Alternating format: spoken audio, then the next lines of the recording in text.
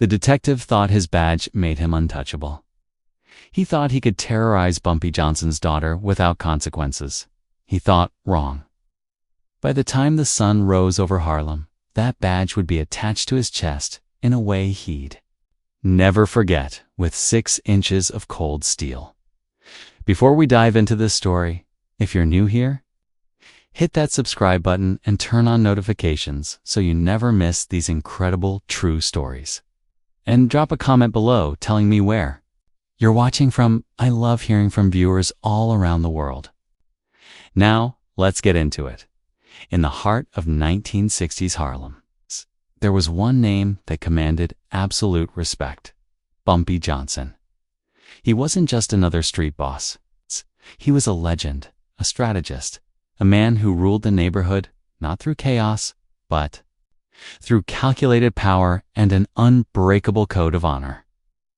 Store owners felt safer with Bumpy watching over them than they ever did with the police. Families knew their children could walk the streets because Bumpy Johnson kept predators at bay. But if you asked anyone in Harlem what mattered most to Bumpy, they'd all give you the same answer: family. Everything he built, every move he made, every enemy he eliminated, it all came back to protecting the people he loved. And at the center of that circle was his daughter, Elise Johnson. She was smart, beautiful, and carried herself with the dignity her father had instilled in her since childhood. Bumpy had enemies, dangerous ones, but they all understood one universal truth. You could challenge Bumpy in business, test him on the streets, but you never, ever touched his family. Harlem operated under an unspoken agreement during those years. The police handled their business, and Bumpy handled his. Corrupt cops took their payoffs and looked the other way. Smart criminals knew which lines not to cross. It was a delicate balance maintained by mutual understanding and healthy fear. The neighborhood thrived under this arrangement. Jazz clubs filled with music every night. Businesses flourished. People lived their lives. But every system has a weak point. Every code has someone foolish enough to break it. In this case, that someone wore a badge and carried a gun, and he believed those. 2 things made him invincible. He believed wrong. What he was about to learn would become one of Harlem's most whispered about legends, a cautionary tale. It's passed down through generations about what happens when you mistake a badge for immunity and arrogance for strength. The streets were about to witness justice delivered in a way that no courtroom could ever match. And it would all start with one man's fatal decision to harass the wrong woman on the wrong night in the wrong neighborhood. Detective Frank Russo was everything wrong with the New York Police Department, wrapped up in a cheap suit and a shield. He'd been working the Harlem precinct for 3 years, and in that time, he'd perfected the art of corruption. Shakedowns were his specialty. He'd walk into a restaurant, flash his badge, and suddenly find health code violations that would disappear for the right price. Nightclub owners knew that Detective Russo's protection wasn't optional. It was a tax they paid to keep their doors open. Russo stood about 6 feet tall with slick back hair and a permanent sneer that made even honest citizens nervous. He carried himself like he owned every street corner, every building, every person in his precinct. The badge on his chest wasn't a symbol of duty to him. It was a weapon, a shield, and a license to do whatever he wanted. He'd pushed around drug dealers, roughed up witnesses, and pocketed enough bribe money to fund a lifestyle. Well beyond his detective salary, other cops whispered about him but said nothing publicly. The good ones hated him. The corrupt ones envied his brazenness. Russo didn't care either way. He believed he'd figured out the game. The badge meant power, and power meant nobody could touch him. Over the years, a few people had tried to complain. Those complaints mysteriously disappeared. A few neighborhood tough guys had tried to stand up to him, They ended up in jail on fabricated charges. But here's what Detective Russo never understood. It's a difference between power and real power. His badge gave him authority over regular citizens, over small-time criminals, over people with something to lose. What he failed to grasp was that some people in Harlem operated under a different set of rules entirely. Some people had been handling problems long before badges existed. And they'd continue handling them long after. Russo had been warned, quietly, by older cops who understood how Harlem really worked. Stay away from certain families, they'd told him. Some people aren't worth the trouble. Russo had laughed at those warnings. That laugh would soon be replaced by screams. The Apollo Theater District was alive that Friday night, music pouring. From every doorway, people dressed in their finest moving from club to club. Elise Johnson walked into the Red Rooster with two of her girlfriends, looking elegant in a navy blue dress and pearls. She'd just finished her shift at the hospital where she worked as a nurse and wanted to unwind with some jazz and good company. She had no idea she was about to have an encounter that would change everything. Detective Russo was already there, 3 drinks deep and feeling invincible. He sat at the bar, scanning the room like a predator, his badge visible on his belt. He always made sure people could see it. When Elise walked in, his attention locked onto her immediately. He didn't recognize her. He didn't know whose daughter she was. And in his arrogance, he wouldn't have cared if he did. He approached their table with the swagger of a man who'd never been told no. "Evening, ladies," he said, his breath reeking of whiskey. "I'm Detective Russo. I make sure this neighborhood stays safe." His eyes fixed on Elise. "I haven't seen you before. A woman this beautiful should have police protection." The line was as stale as it was creepy. Lisa's friends exchanged uncomfortable glances. "We're fine, thank you," Elise said, politely but firmly, turning back to her conversation. She'd dealt with unwanted attention before and knew the best strategy was cold disinterest. But Russo wasn't used to rejection. His face hardened. He pulled a chair from a nearby table and sat down uninvited, spreading out like he owned the space. "I don't think you heard me," he said, his tone shifting from fake charm to barely concealed threat. "When a detective talks to you in this neighborhood, you show respect." The club owner, Marcus, noticed the situation developing from across the room. His stomach dropped when he recognized Elise. Everyone in Harlem knew Bumpy Johnson's daughter. Marcus quickly moved toward the table, trying to figure out how to defuse a situation that Detective Russo was too drunk and stupid to understand. "Detective Russo," Marcus said carefully, "can I get you gentlemen a drink at the bar?" "On the house." Russo didn't even look at him. He kept his eyes on Elise, reaching across the table toward her hand. Elise pulled her hand back sharply and stood up. "We're leaving," she said to her friends, her voice steady despite the anger rising in her chest. She'd been raised to handle herself with dignity, but she also knew when a situation was about to turn ugly. This was that moment. But as they gathered their purses, Detective Russo stood up and blocked their path to the door. His hand rested deliberately on his badge. "Nobody leaves until I say so," Russo announced, loud enough for nearby tables to hear. "I'm conducting an investigation." It was a complete lie, a power play wrapped in false authority. People at surrounding tables looked down at their drinks, unwilling to get involved with a cop. Marcus stepped closer, his voice low and urgent. "Detective, please. These are good people. There's no trouble here."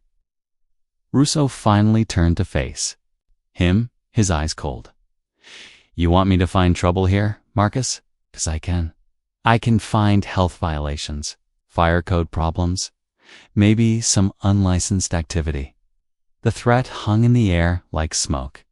Marcus understood he was trapped between protecting a customer and protecting his business. Elise made the decision for him. "It's fine, Marcus," she said quietly. She looked directly at Detective Russo. "You've made your point, officer. You have power. Congratulations. Now, please move." Something in her tone, the complete absence of fear, seemed to catch Russo off guard for just a moment. Then his ego reasserted itself. He stepped aside slightly, but leaned in as she passed. "I'll be seeing you again," he whispered. "Count on it." Elise and her friends left quickly, but the encounter didn't end there. Over the following week, Detective Russo made good on his promise in the most disturbing way possible. He seemed to appear wherever Elise went. On Monday, she saw his patrol car parked outside the hospital where she worked. On Wednesday, he was standing outside her favorite grocery store. On Thursday evening, he showed up at her apartment building, flashing his badge at the doorman and asking questions about her schedule. Friday afternoon, he pulled over the cab she was riding in, claiming it was a traffic stop. He made the driver step out, checked his license with deliberate slowness, all while staring at Elise in the back seat. "Just making sure you're safe," he said, with a smile that made her skin crawl. Elise tried to handle it herself, not wanting to worry her father, but in Bumpy Johnson's Harlem, nothing stayed secret for long. One of his most trusted associates, a man named Clarence, who ran a newsstand on 125th Street, witnessed Russo's street harassment firsthand. He watched the detective follow Elise for 2 blocks, saw him corner her outside a bookstore, saw her discomfort even as she maintained her composure. Clarence didn't hesitate. He closed his newsstand and went directly to find Bumpy. He found him at his usual spot, a back office at Small's Paradise, going over business ledgers. "We got a problem, Bumpy," Clarence said, closing the door behind him. "It's about Elise." The temperature in the room seemed to drop 10 degrees. Down his pen with deliberate care and looked up. His face showed no emotion, but anyone who knew him understood that the absence of expression was the most dangerous sign of all. "Tell me everything," he said quietly. Clarence explained what he'd seen. As he talked, Bumpy made a single phone call. Within an hour, 5 other people arrived with additional pieces of information. The nightclub incident, the hospital stakeout, the apartment building questions, the cab stop. Each report added another layer to Bumpy's understanding of the situation. When Elise herself arrived that evening for their weekly dinner, Bumpy asked her directly. She finally told him everything, including the parts she'd tried to downplay. Bumpy listened to his daughter without interruption. When she finished, he stood up and kissed her forehead. "You did nothing wrong," he told her. "This ends now. You won't see this man again. I promise you that." His voice was calm, almost gentle, but Elise knew her father well enough to hear the steel underneath. "Daddy, please don't do anything that'll bring trouble," she said. Bumpy smiled, but it didn't reach his eyes. "Baby girl, I'm not bringing trouble. I'm ending it." After Elise left, Bumpy made another phone call. "Find out everything about Detective Frank Russo," he said. "Everything. Where he lives, where he drinks, who he owes money to, what he's afraid of. I want it by tomorrow morning." Then he opened his desk drawer and pulled out a carpenter's nail. Bumpy's intelligence network moved with practiced efficiency. By sunrise, a file sat on his desk that contained Detective Frank Russo's entire life. Born in Brooklyn to Italian immigrants, joined the force at 23, married for 2 years before his wife left him, citing his drinking and violent temper. Currently living beyond his means in a 1-bedroom apartment in Queens. The rent paid for by shakedown money and protection payments. Gambling debts at 3 different underground poker games. A reputation among other cops as someone to cross any line for $1. But the most interesting piece of information came from a cop on Bumpy's payroll, Detective Russo had been warned about the Johnson family. 2 senior detectives had explicitly told him to stay away from certain people in Harlem. They'd even shown him photographs, including one of Elise. Russo had waved them off, saying, "I don't care who her daddy is, nobody scares me. Gangsters are all talk." So that quote sealed his fate. Bumpy learned that Russo worked Friday night shifts and often stopped at a bar in Washington Heights afterward. He learned about Russo's routine, his patterns, his habits. Every detail was cataloged and analyzed. This wasn't about revenge in the heat of passion. This was about sending a calculated message that would echo through every corrupt precinct in New York City. The message was simple: badges don't grant immunity, and some lines should never be crossed. Bumpy studied the file for hours, then made his plans. He'd need a location where they wouldn't be disturbed. He'd need witnesses who understood the code of silence, okay? And he'd need the right tool for the punishment he had in mind, okay? The 6-inch carpenter's nail sat on his desk, waiting. It wasn't long, enough to kill a man if placed correctly, but it was exactly long enough to ensure Detective Frank Russo never forgot this lesson. The setup was elegant in its simplicity. Word reached Detective Russo through one of his usual informants, a man who'd been paid by Bumpy specifically for this purpose. "There's a big gambling operation running out of a warehouse on 142nd Street. The informant whispered to Russo. "At their regular meeting spot. No protection, no lookout, just a bunch of out-of-towners who don't know how things work. Easy money if you get there tonight around midnight." Russo's eyes lit up with greed. An unprotected gambling operation meant he could walk in, flash his badge, and walk out with thousands of dollars and nobody would dare report it. Even better, the operation was supposedly run by people from New Jersey who didn't know about his reputation. Fresh prey. He decided immediately that he'd go alone. Why split the take with other cops? Why even report it? This would be his personal jackpot. At 11:45 that Friday night, Detective Russo pulled his unmarked car up to the warehouse address. The building looked appropriately sketchy. Dim lighting, no visible security. A single door slightly ajar in the back. He could hear voices inside, the sounds of men laughing and money changing hands.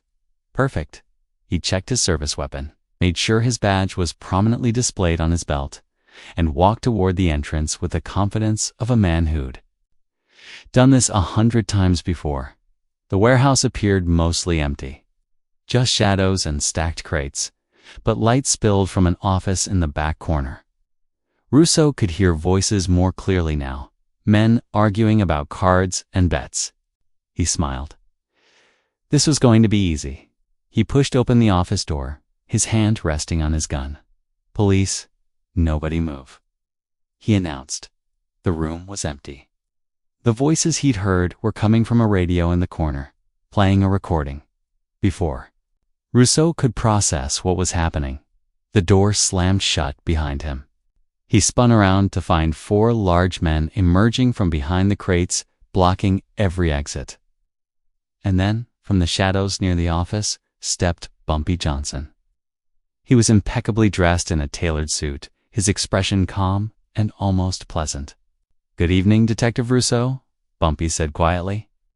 "We need to have a conversation about respect."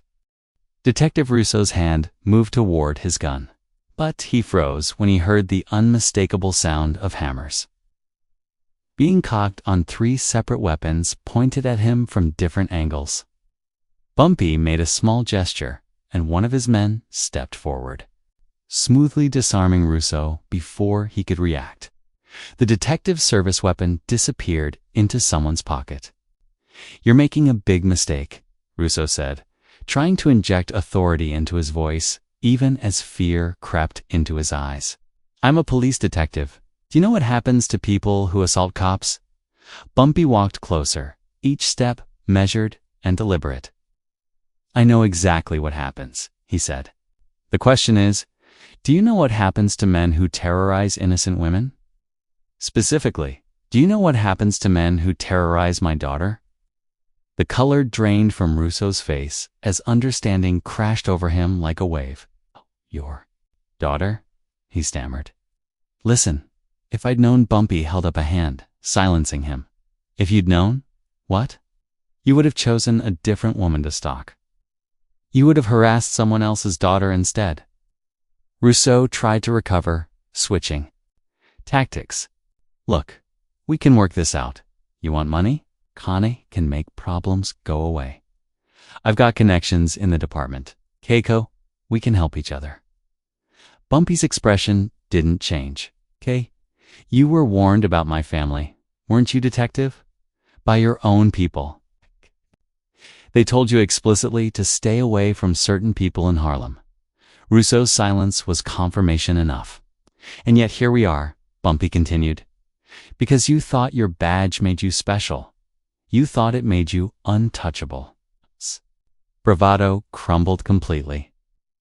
I'm sorry, he said, his voice breaking. I made a mistake. It won't happen again. Just let me go, and you'll never see me in Harlem again. Swear. Bumpy studied him for a long moment. You're right. You won't be bothering anyone in Harlem again. But sorry isn't enough, detective. You used that badge. He pointed at the shield, still attached to Russo's belt, as a weapon against my daughter. You hid behind it while you terrorized her. So now, that badge is going to mean something different to you. Two of Bumpy's men grabbed Russo and forced him back against a thick wooden support beam that ran floor to ceiling in the warehouse. Russo started to struggle, panic replacing fear. Another man stepped forward and yanked the detective's badge. From his belt, the metal gleaming under the warehouse lights. Bumpy reached into his jacket pocket and pulled out a 6-inch carpenter's nail. Hold him steady, he said calmly. Detective Russo's eyes went wide when he saw the nail. No, please, he screamed, thrashing against the men holding him. You can't do this. I'm a cop. People will come looking for me. Bumpy positioned the badge against Russo's chest, just above his heart, but not over it. The placement was deliberate, calculated. People will find you, Bumpy said quietly. The point.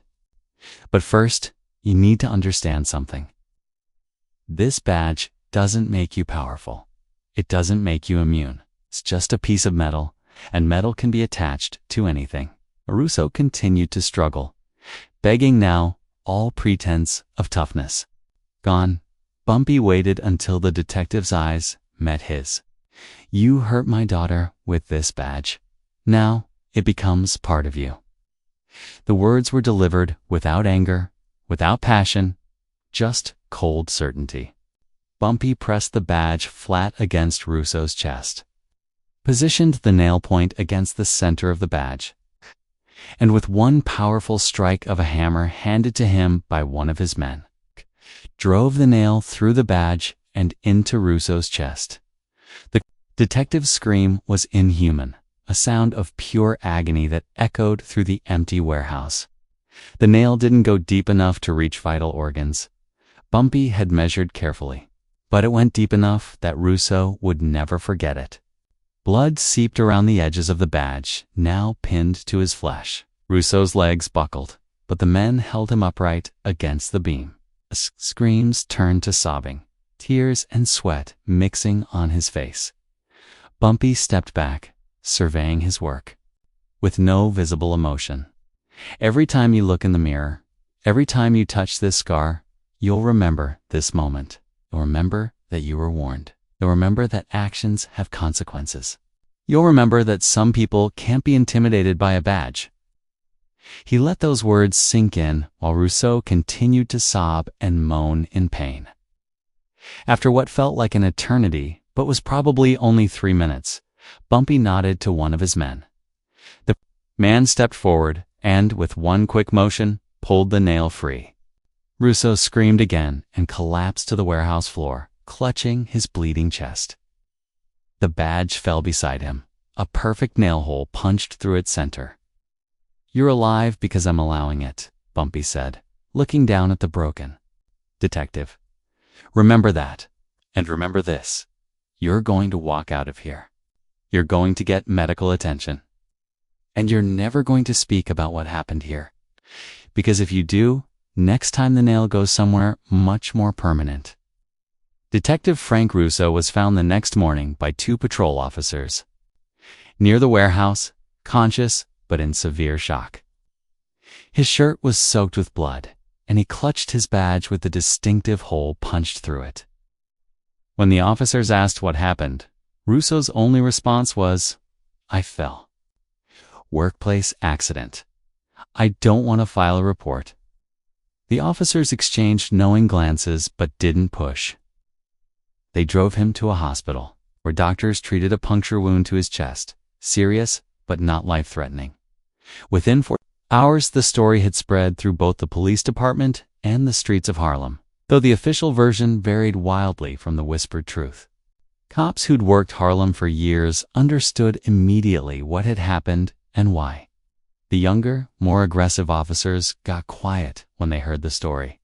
Suddenly, nobody wanted to work alone in Harlem. Suddenly, the shakedowns became more polite, more careful.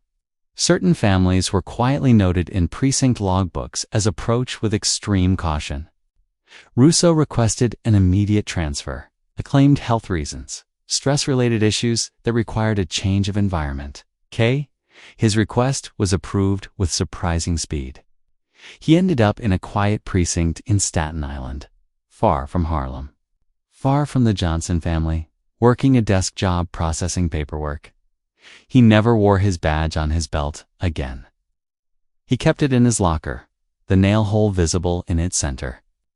A reminder that he looked at every day.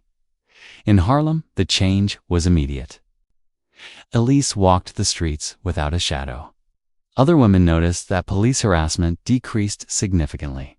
The cops who remained were notably more respectful, more professional. Nobody spoke Bumpy's name in connection with the incident, but everyone knew. The unspoken rules of Harlem had been reinforced in the most graphic way possible, and the lesson wouldn't be forgotten. The story of Detective Russo and the 6-inch nail became one of Harlem's most enduring legends. Older residents still tell it to this day, usually in hushed tones over drinks or late-night conversations.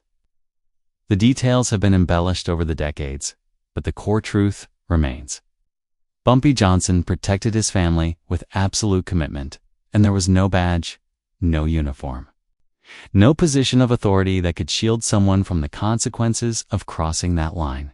Bumpy Johnson passed away in 1968, but his legacy lived on in the stories, in the code of honor he enforced, in the understanding that real power isn't given by institutions, it's earned through respect and maintained through action. The badge that was supposed to protect and serve became a reminder that justice doesn't always come from courtrooms and laws. Sometimes it comes from the streets, delivered by people who understand that family is sacred and consequences are real. In Bumpy Johnson's Harlem, you could wear all the badges you wanted. But at the end of the day, respect wasn't pinned to your chest with a safety clasp. Sometimes it was pinned there with 6 inches of cold steel. If you enjoyed this story, smash that like button and subscribe for more incredible true stories. From history, drop a comment below and let me know. Where are you watching from? See you in the next one.